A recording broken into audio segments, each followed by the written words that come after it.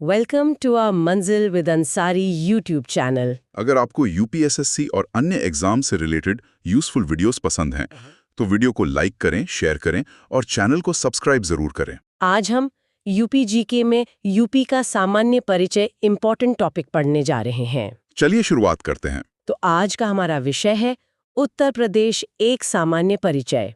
हम बिल्कुल शुरुआत से शुरू करेंगे। जी, सबसे पहले हम उत्तर प्रदेश के आकार और विस्तार को समझेंगे। मतलब ये प्रदेश कितना लंबा और चौड़ा है। ठीक है। तो देखिए, अगर हम पूर्व से पश्चिम की लंबाई की बात करें तो वो है 650 किलोमीटर। 650 किलोमीटर। और उत्तर से दक्षिण? उत्तर से दक्षिण की चौड़ाई है 240 किलोमीटर। अच्छा, तो ये लंबाई में ज्यादा और चौड़ाई में काफी कम है। बिल्कुल, और इसी वजह से इसके आकार को लंबवत यानी कि वर्टिकल कहा जाता है। ये एक महत्वपूर्ण तथ्य है, इसे याद रखना चाहिए। समझ गई। ग्लोब पर इसकी स्थिति के बारे में भी कुछ जानकारी है? हाँ, ग्लोब पर उत्तर प्रदेश का अक्षांशीय और देशांतरीय विस्तार है, जिसकी विस्तृत चर्चा हम आगे की कक्षाओं में करेंगे। अभी के लिए इसका आकार याद रखना महत्वपूर्ण है। ठीक है, तो ये तो हुई आकार की बात। अब हम सीमाओं पर आते हैं। सबसे पहले अंतर्राष्ट्रीय सीमा। जी, अब हम देखेंगे कि उत्तर प्रदेश की सीमा किस देश से लगती है। मेरे ख्याल से सिर्फ एक ही देश है। बिल्कुल सही। उत्तर प्रदेश सिर्फ एक देश के साथ अपनी सीमा साझा करता है और वो है नेपाल। और हमारे कितने जिले नेपाल को छूते हैं? कुल 7 जिले नेपाल को स्पर्श करते हैं। 7 जिले। इनका क्रम भी महत्वपूर्ण होता है परीक्षाओं के लिए। बहुत ज्यादा।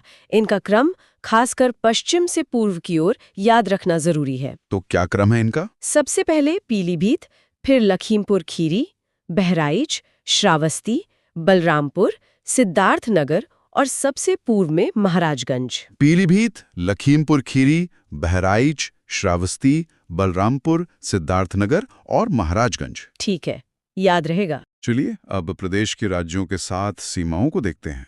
अंतर्राष्ट्रीय सीमा तो सिर्फ एक देश से है, पर राज्यों से तो काफी सीमाएं लगती हैं। हाँ, उत्तर प्रदेश कुल 9 इकाइयों को स्पर्श करता है। 9 इकाइयां, मतलब 8 राज्य और एक केंद्र शासित प्रदेश। जी बिल्कुल सही। इसमें 8 राज्य और एक केंद्र शासित प्रदेश दिल्ली शामिल हैं। हम इसे दिशा के अनुसार समझ सकते हैं। हाँ, वो सबसे अच्छा तरीका है। उत्तर में देखें तो उत्तराखंड और हिमाचल प्रदेश हैं। उत्तर में उत्तराखंड और हिमाचल प्रदेश, ठीक है। पूर्व में बिहार और झारखंड। और दक्षिण में? दक्षिण में 2 राज्य हैं, मध्य प्रदेश और छत्तीसगढ़। और पश्चिम में? पश्चिम में हरियाणा, राजस्थान और केंद्र शासित प्रदेश दिल्ली। अब कुछ सीमावर्ती जिलों से जुड़े खास तथ्य भी हैं जिनसे अक्सर प्रश्न पूछे जाते हैं। जी बिल्कुल। कुछ जिलों की सीमाएं बहुत खास हैं। सबसे पहले बात करते हैं सोनभद्र की। सोनभद्र, ये तो सबसे दक्षिणी जिला है ना? हाँ, और इसकी खासियत ये है कि यह जिला 4 राज्यों को स्पर्श करता है। 4 राज्य, ये तो बहुत ही अनोखी बात है। कौन कौन से राज्य हैं? मध्य प्रदेश, छत्तीसगढ़, झारखंड और बिहार। ये बहुत महत्वपूर्ण है, इसे जरूर याद रखें। अच्छा, और सहारनपुर के बारे में भी कुछ ऐसा ही है? जी, सहारनपुर जो हमारा सबसे उत्तरी जिला है, वो 3 राज्यों को स्पर्श करता है, हरियाणा, हिमाचल प्रदेश और उत्तराखंड। सोनभद्र 4 राज्यों को और सहारनपुर 3 राज्यों को। बिल्कुल। एक और खास जिला है ललितपुर। हाँ, मैंने नक्शे में देखा है, वो मध्य प्रदेश के अंदर की तरफ है। सही। यह जिला 3 ओर से मध्य प्रदेश से घिरा हुआ है। और एक और जरूरी तथ्य ये भी है कि मध्य प्रदेश से हमारे सबसे ज्यादा जिले लगते हैं। एकदम सही कहा।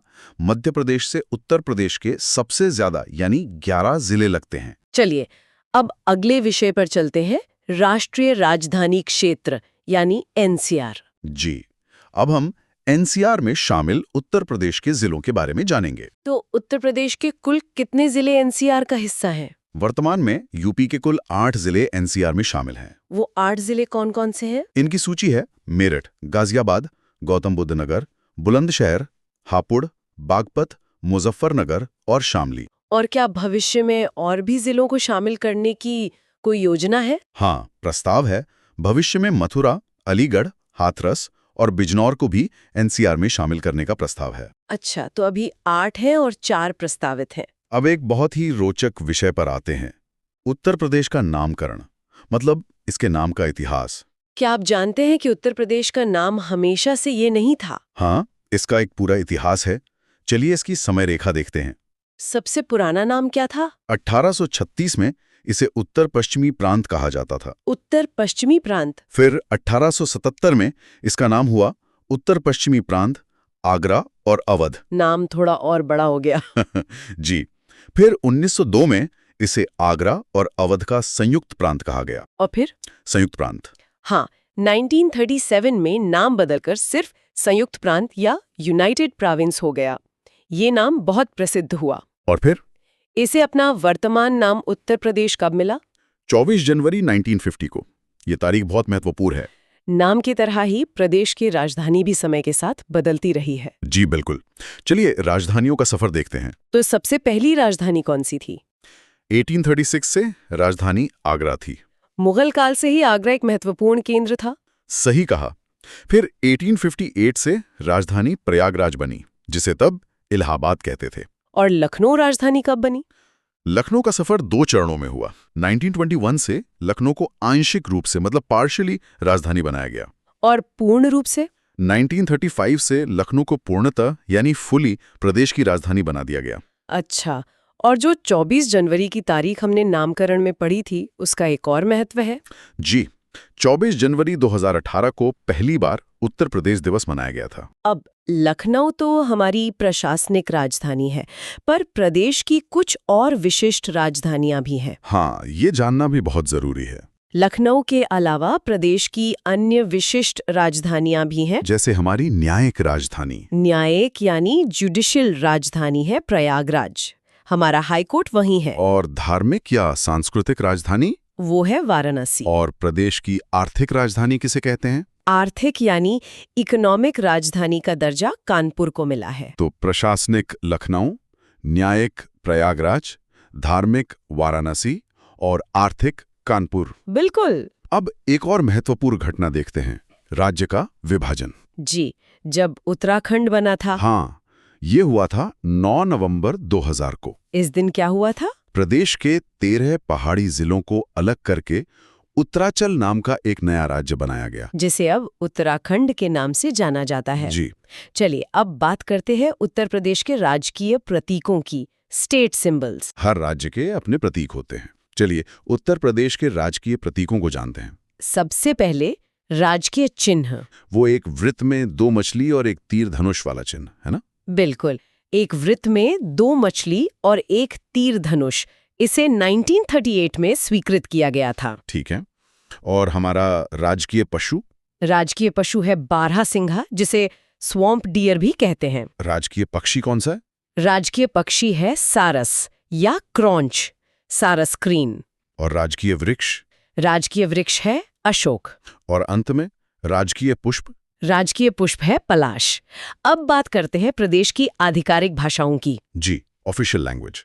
तो हमारी लिपि तो देवनागरी लिपि में हिंदी है। और प्रथम राजकीय भाषा भी हिंदी ही है। हाँ, हिंदी को 1947 से ही सभी सरकारी कार्यालयों में अनिवार्य कर दिया गया था। और प्रदेश की दूसरी राजकीय भाषा भी है? जी, दूसरी राजकीय भाषा है उर्दू। इसे ये दर्जा कब मिला? इसे 1989 से दूसरी राजकीय भाषा का दर्जा मिला। अब एक बहुत ही महत्वपूर्ण विषय, प्रदेश की राजनीतिक संरचना, पॉलिटिकल स्ट्रक्चर। उत्तर प्रदेश की राजनीतिक व्यवस्था को समझना बहुत जरूरी है।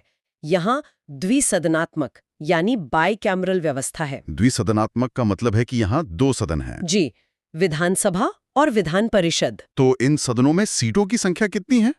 देखिए, विधानसभा में कुल 403 सीटें हैं। और विधान परिषद में? विधान परिषद में 100 सीटें हैं। ये तो राज्य की बात हुई। केंद्र में उत्तर प्रदेश का कितना प्रतिनिधित्व है? लोकसभा में उत्तर प्रदेश से 80 सीटें हैं, जो देश में सबसे ज्यादा हैं। और राज्यसभा में? राज्यसभा में 31 सीटें हैं। अब इन सीटों के आरक्षण और कुछ जिलेवार तथ्यों को भी देख लेते हैं। हाँ, ये भी जरूरी है। सबसे पहले SC/ST आरक्षण की बात करते हैं। तो लोकसभा की 80 सीटों में से कितना आरक्षण है? लोकसभा में 17 सीटें SC के लिए आरक्षित हैं। हाँ। और ST के लिए कोई भी सीट आरक्षित नहीं है, यानी 0। और विधानसभा की 403 सीटों में? विधानसभा में 84 सीटें SC के लिए और 2 सीटें ST के लिए आरक्षित हैं। ठीक है, अब जिलेवार तथ्य। सर्वाधिक विधानसभा सीटें किस जिले में है? सर्वाधिक विधानसभा सीटें प्रयागराज में हैं, कुल 12 सीटें। 12 सीटें। और सबसे कम विधानसभा सीटें कहाँ हैं? सबसे कम सीटें 3 जिलों में हैं, श्रावस्ती, महोबा और चित्रकूट। इन तीनों में 2-2 सीटें हैं। अब हम प्रदेश के विधायी इतिहास पर एक नजर डालते हैं। जी, कुछ महत्वपूर्ण तिथियां हैं जिन्हें याद रखना चाहिए। जैसे विधान परिषद का गठन कब हुआ? विधान परिषद का गठन 1921 में हुआ था। और विधानसभा का? विधानसभा का पहली बार गठन 1937 में हुआ। 1937 में ही पहला मंत्रिमंडल भी बना होगा? हाँ, जुलाई 1937 में गोविंद बल्लभ पंत जी के नेतृत्व में पहला मंत्रिमंडल बना। स्वतंत्रता के बाद विधानसभा की पहली बैठक कब हुई? ये तिथि बहुत महत्वपूर्ण है, 3 नवंबर 1947। और 1937 में जब पहली विधानसभा बनी तो उसके अध्यक्ष कौन थे? अध्यक्ष थे राजश्री पुरुषोत्तम दास टंडन। और उपाध्यक्ष? अध्यक्ष थे अब्दुल हकीम। विधान भवन की वास्तुकला भी बहुत प्रसिद्ध है, उसके बारे में कुछ तथ्य जानते? जी, प्रदेश का विधान भवन अपनी वास्तुकला के लिए जाना जाता है। इसकी नींव कब रखी गई थी? इसकी नींव 15 दिसंबर 1922 को governor sir Spencer Harcourt Butler द्वारा रखी गई। और इसका उद्घाटन कब हुआ? उद्घाटन हुआ 21 फरवरी 1928 को। इसके आर्किटेक्ट कौन थे? इसके 2 मुख्य आर्किटेक्ट थे, सर स्विंटन जैकब और हीरा सिंह। ये किस शैली में बना है? यह यूरोपियन और अवधी निर्माण शैली का एक बहुत सुंदर मिश्रण है। और इसमें जो पत्थर इस्तेमाल हुआ है वो कहाँ का है? इसमें मिर्जापुर के चुनार का भूरा बलुआ पत्थर इस्तेमाल हुआ है। चलिए, अब प्रदेश की प्रशासनिक इकाइयों की बात करते हैं, एडमिनिस्ट्रेटिव यूनिट्स। जी, उत्तर प्रदेश में कुल कितने जिले और मंडल हैं? उत्तर प्रदेश में कुल 75 जिले और 18 मंडल हैं। मंडल से जुड़े कुछ तथ्य, जैसे सबसे नया मंडल कौन सा है? 18वां और सबसे नया मंडल है अलीगढ़। और सबसे बड़े मंडल कौन से हैं, मतलब जिनमें सबसे ज्यादा जिले हों? 3 मंडल सबसे बड़े हैं, कानपुर, लखनऊ और मेरठ। इन तीनों में 6-6 जिले हैं। और सबसे छोटे मंडल? सबसे छोटे मंडलों में कई नाम हैं, सहारनपुर, झांसी, मिर्जापुर, बस्ती और आजमगढ़। इन सब में 3-3 जिले हैं। अब प्रदेश के स्थानीय शासन और आर्थिक संभागों को समझते हैं। जी, स्थानीय शासन में देखें तो नगर निगम 17 हैं और कुल तहसील 351 है और विकास खंड यानी ब्लॉक्स 826 है। एक महत्वपूर्ण तथ्य पंचायतों से जुड़ा भी है। हाँ, पंचायतों में महिलाओं को 1/3 यानी 33% आरक्षण प्राप्त है। अब आर्थिक संभागों की बात करते हैं। प्रदेश को 4 आर्थिक संभागों यानी इकोनॉमिक जोन्स में बांटा गया है। ये कौन कौन से हैं? पश्चिमी, जिसमें 30 जिले हैं, पूर्वी, जिसमें 28 जिले हैं, केंद्रीय, जिसमें 10 जिले हैं, और बुंदेलखंड, जिसमें 7 जिले हैं। अब कुछ ऐसे व्यक्तित्वों की बात करते हैं जो उत्तर प्रदेश में किसी पद पर प्रथम रहे। जी, ये सूची बहुत महत्वपूर्ण है। तो प्रदेश के प्रथम मुख्यमंत्री कौन थे? प्रथम मुख्यमंत्री थे पंडित गोविंद बल्लभ पंत। और प्रथम महिला मुख्यमंत्री? सुचेता कृपलानी जी।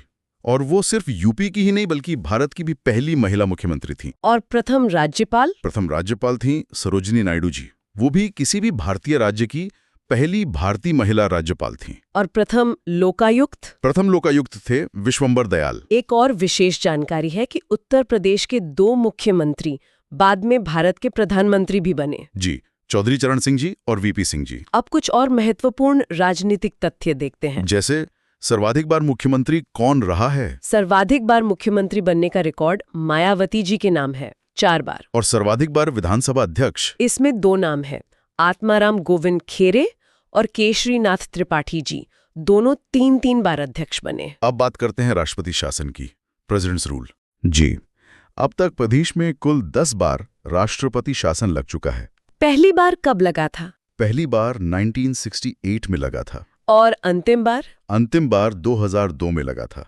तो क्लास खत्म करने से पहले वर्तमान पदाधिकारियों को जान लेते हैं और एक छोटा सा रिवीजन कर लेते हैं। जी, तो वर्तमान मुख्यमंत्री हैं योगी आदित्यनाथ जी, जो लगातार दूसरी बार मुख्यमंत्री बने हैं। और वर्तमान राज्यपाल हैं आनंदीबेन पटेल जी। और वर्तमान विधानसभा अध्यक्ष? वर्तमान विधानसभा अध्यक्ष हैं सतीश महाना जी। चलिए अब एक क्विक रिवीजन करते हैं। जरूर। यूपी दिवस कब मनाया जाता है? 24 जनवरी को। राज्य का विभाजन कब हुआ? 9 नवंबर 2000। एनसीआर में कुल कितने जिले हैं? 8 जिले।